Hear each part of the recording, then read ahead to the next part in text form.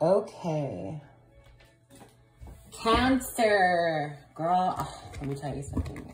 I am awake now, okay? Because yesterday I was busting out these readings and I was like so sleepy. But today I'm a little bit light because I have my caffeine. But this is for Cancer. Okay, let's take a look. Cancer. November 2020, sun sign, moon sign, and Venus. What is in store for Cancer in regards to their love life for the month of November 2020?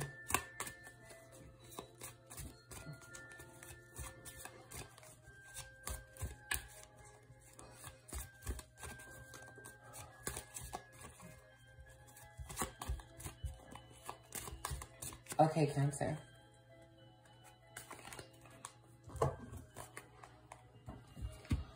First, we have the Nine of Wands.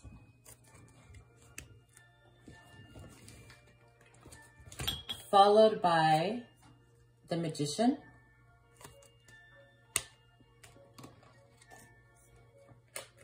The Hangman. The Ten of Pentacles. Okay.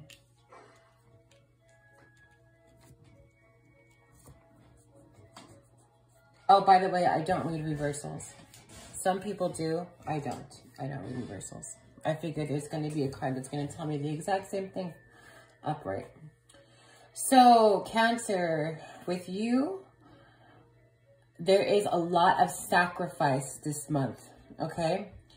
Things that you will be giving up in order to achieve something greater.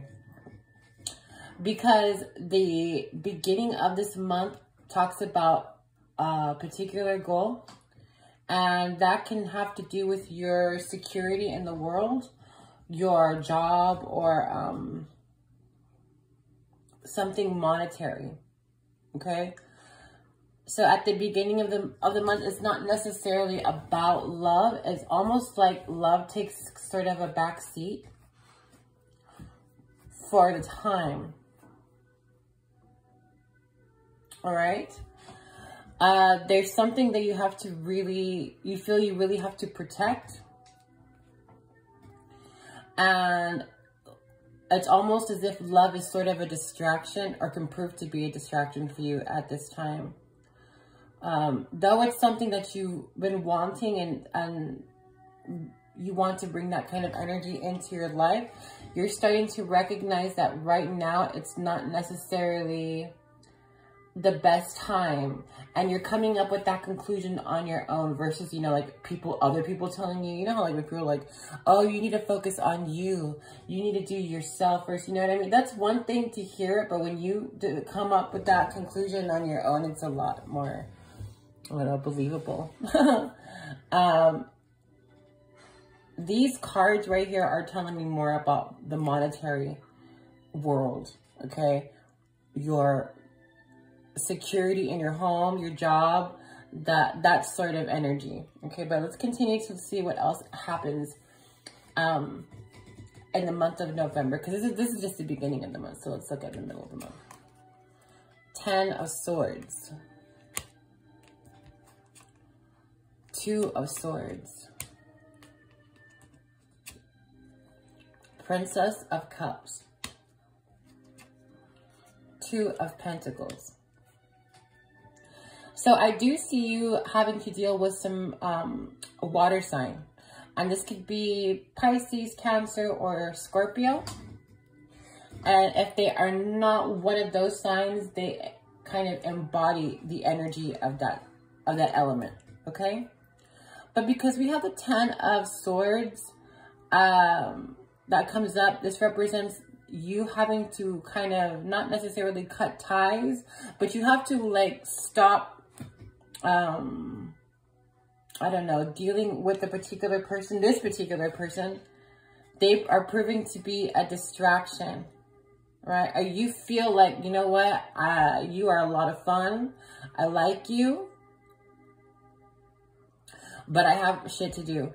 And I see you kind of having the courage to talk about this with this person. I don't see you necessarily just being like, one day I'm not dealing with you anymore. I see you explaining to them, hey, I have this to do, I have this to take care of.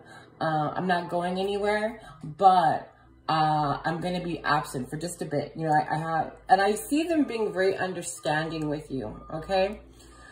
If you are coupled, if you are with somebody, just know that whoever you're with right now, they also will be very understanding of everything that you're trying to achieve right now.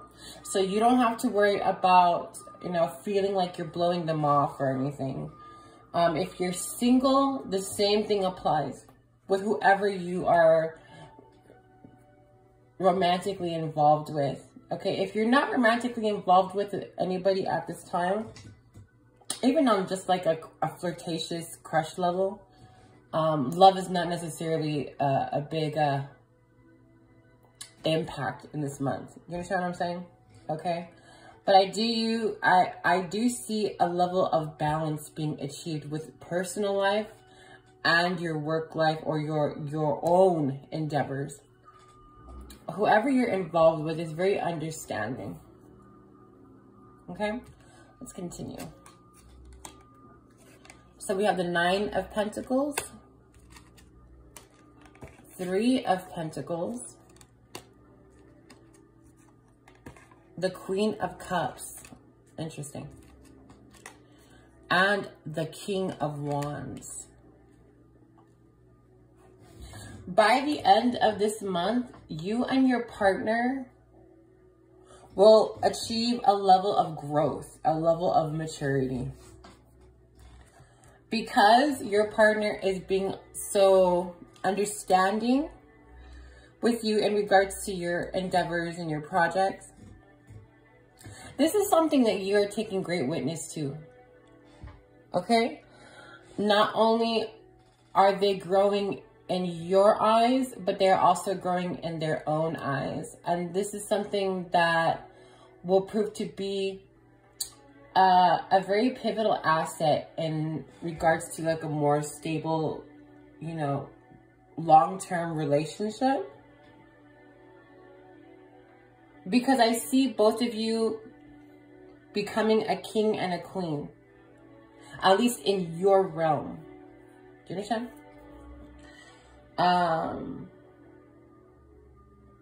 And a big part of it is not only do you have your things going on, they also have their things going on, and somehow you guys meet in the middle and kind of grow together. All right. So let's take a look at the messages your guides have for you. So I'm going to pull out one card, and that is the Fool. Okay. And the Fool always represents brand new beginnings and going into territory unknown. You know, there's like a certain level of confidence that one has when the Fool comes up, because when you enter something for the first time, especially with this card, there's no fear behind you. You know, there's a level of innocence here. So your guides are letting you know that there's sort of like a shedding of the old you, because a new you is coming into place here, along with your partner or your crush or whoever you're involved with. Okay, this is a very busy period, a very busy month for you, and it's all about growth. I mean, look at the Fool, look at the tree here. Everything is all about growth. So take advantage of it. This is a good month for you, Cancer. And I will see you again next month.